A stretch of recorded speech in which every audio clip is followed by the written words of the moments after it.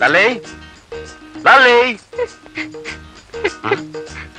ఏం లలితాంబా చెట్టు కింద సీతాదేవిలా ఆ మూలం కూర్చొని ఏడుస్తున్నావు ఏమైంది మీలాంటి వాడిని కట్టుకున్నందుకు నా ఏడుపు నేను ఏడుస్తున్నాను ఆహా మరి నిన్ను పెళ్లి చేసినందుకు నేను ఎక్కడికి పోయి ఏడవాలంట ఈ గదిలో ఇంకా 3 మూలలున్నాయిగా ఏదో ఒక మూలకు పోయి ఏడవండి ఎవరితో ఇది మర్చిపోయారా నేను మీ పెళ్ళాన్ని సర్లే అదొక్కటి తెలుసు నువ్వు ఇలా పట్నం ఏడిపించుకు తింటావని తెలుసుంటే అసలు నేను చేసుకునేవాళ్ళే కాను 100 మంది పైగా చదువుకున్న అమ్మాయిలు నన్ను పెళ్లి చేసుకోండి నా వెంటబడి తిరిగారు వాళ్ళలో ఏ ఒక్కరిని పెళ్లి చేసుకున్నా ఈ పాటికి హాయిగా ఉండేవాడిని నా కర్మ నిన్ను పెళ్లి చేసుకున్నాను మీరు ఇలా పల్లెటూళ్ళలో ఉంచుతారని తెలుసుంటే నేను కూడా మిమ్మల్ని చేసుకునేదాన్ని కాదు నాకు 101 సంబంధాలు వచ్చాయి అందులో పెద్ద మీసం ఉన్నవాడిని చూసి చేసుకునేదాన్ని యూ కంట్రీ బ్రూట్ ఏంటంటే ఎటన్నా మిమ్మల్ని కంట్రీ బ్రూట్ అన్నాను అంటే పల్లెటూరి బైతు అని అర్థం ఓహో నన్ను తిట్టావేమో అనుకున్నాను అవును నేను పల్లెటూరు బైతునైతే నువ్వు చదువుకున్న బైతువా కరెక్ట్ నేను చదువుకున్న బయటని ఒప్పుకుంటున్నాను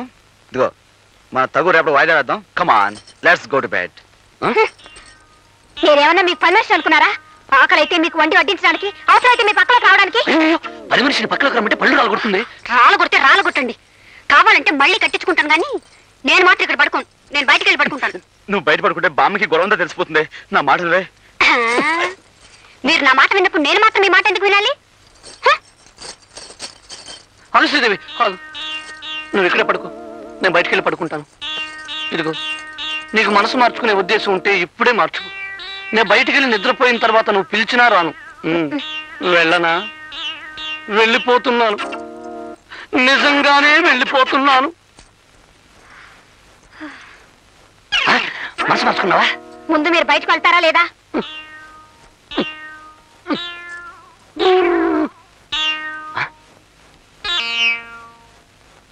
నువ్వైనా సుఖంగా ఉండరా తమ్ముడు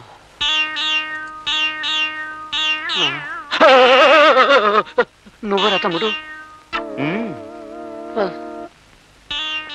జాగ్రత్త కూర్చో నా పేరు సీత అండి శీతలా లేరే సత్యభామలా ఉన్నారు లేదండి ఆ పేరు కలిసి రాలేదని సీతాన్ని పెట్టారు ముందు సత్యబాబు అయినా పెట్టారనమాట ఎనీ ఆ టైప్ ప్రాబ్లం సీత ఏమైనా గేర్ దాటిందా కరెక్ట్ గా చెప్పారండి నేను ఒక అబ్బాయిని ప్రేమించాను ఆ అబ్బాయి కూడా నన్ను ప్రేమించాడు పెళ్లి చేసుకోండి ఆల్రెడీ నాకు పెళ్లి అయిపోయిందండి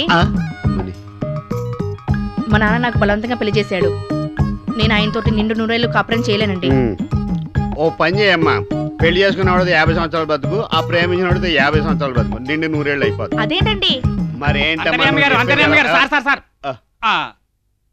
ఇతనేనండి పెళ్లి చేసుకున్నావాడా ప్రేమించినోడు లేదు సార్ ఈ అమ్మాయిని ప్రేమించలేదు సార్ ఈ అమ్మాయిని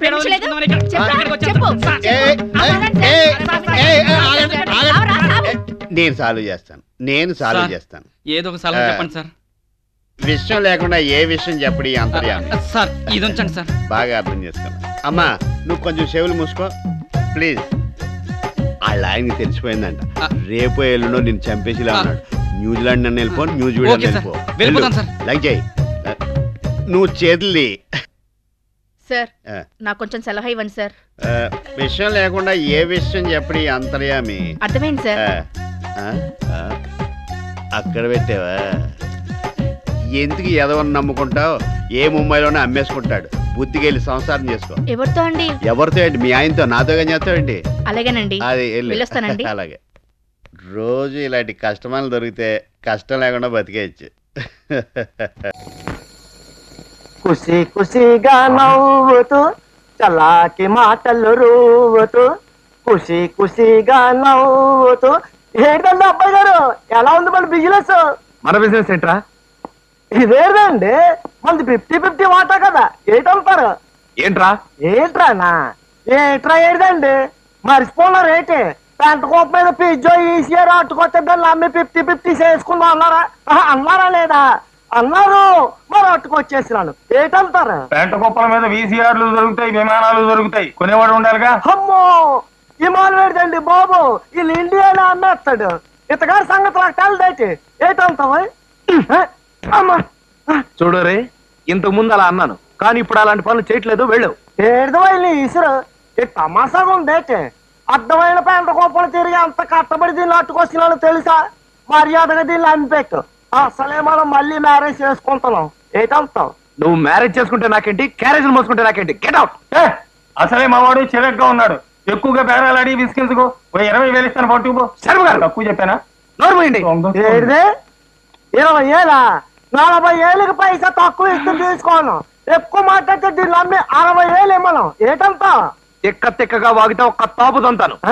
మరి నా కోపం వస్తే నేను ఏడు చేస్తాను తెలుసా? ఏం చేస్తావు?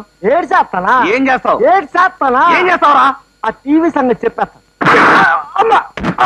రేయ్, నన్ను కొట్టావు కదరా, ఎక్కడ కొట్టాలో అక్కడ కొడతాను రా డబ్బా. రేపు ఈ పాటికి నీ సోపు నెగిసిపోద్ది, నీ సాల్తి గల్లంత అయిపోద్ది. భలేగుందరా, ఇల్లు పెళ్లిలా ఉంది. కవితకు స్వాగతం పలకడానికి ఏర్పాటు అన్నమాట. పెళ్లికైతే మొత్తం ఇల్లే మార్చేస్తామే. చాలా బాగుందిరా. కవిత కోసం స్పెషల్ గా తయారు చేయించిన కూర్చే ఇంకెవరు కూర్చోడానికి వీలేదు. ఇది మావయ్య కోసం, ఇది అత్తయ్య కోసం. కవిత కాఫీ తాగడానికి స్టీల్ గ్లాస్, కవిత భోంచేయడానికి కొత్తగా కొన్న స్టెయిన్లెస్ స్టీల్ పళ్ళెం. బాగుందిరా. అవును, బాజా భజంత్రులు పెట్టపోయారా? ఇంకా బాగుండేది. వాళ్ళని కూడా ఏర్పాటు చేసేవాళ్ళని. ఎవరో చచ్చిపోయారంట, ఈ మేళగాళ్ళంతా అక్కడ పోయారు. పోనీ మైకా సెట్ పెట్టండి, 10 పాటలు వేసుకోవచ్చు. అసలు చచ్చిందే ఆ మైక్ సెట్టోడే. చాకోటి చచ్చాడు, అందుకే మైకులు లేవు, మేళాలు లేవు. ఏంటో ఇదంతా. ఊరికే దూరగా పారే. ఇగో నువ్వు కూడా అక్కడే ఉండు, ఇక్కడికి రాకు. ఏమొచ్చిందిరా మీకు? కవిత వస్తుంది.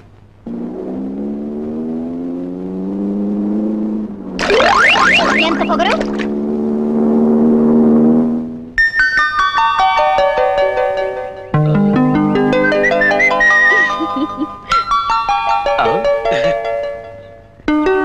నమస్కారం మామయ్య. నమస్కారం. అరే, మీలో చిన్నోడెవరో పెద్దోడెవరో గుర్తుపట్టలేనట్టుగా ఉన్నారే. పెద్దోడు, ఈ చిన్నోడు. ఎస్, ఐ చిన్నాడు, ఈ పెద్దోడు.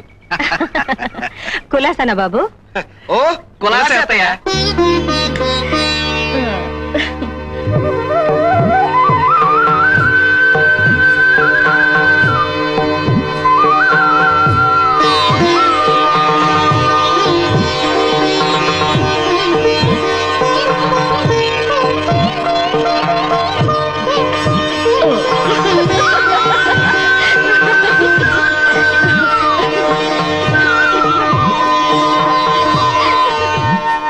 అరే, ఇల్లంతా బాగా డెకరేట్ చేసినట్టున్నారే. అవును మావయ్య, మీరు వస్తున్నారనే ఈ బ్రహ్మాండమైన ఏర్పాటింగ్స్. మావయ్య, మన కవితే కదా? అవునరా, కవితే. ఏమిటి అలాగా? ఓ పక్క ఇంటికి పెద్దవాళ్ళు వస్తే వాళ్ళకి మర్యాద చేయాలని తెలీదు. అబ్బా, వీడితో చచ్చిపోతాను మావయ్య. రై, దగ్గరుండి పెద్దవాళ్ళు లోపల తీసుకెళ్ళి. మావయ్య, లోపల రండి. మా అమ్మ కులాసాగా ఉందా? దానికే గుడి పిక్కలా ఉంది. మావయ్య, మీరు లోపల పదండి. రై, మావయ్య లోపలికి వెళ్ళారా? కవిత నేను తీసుకొస్తాను, నువ్వు పరా. నేను తీసుకొస్తాను, నువ్వు వెళ్ళవా? నేను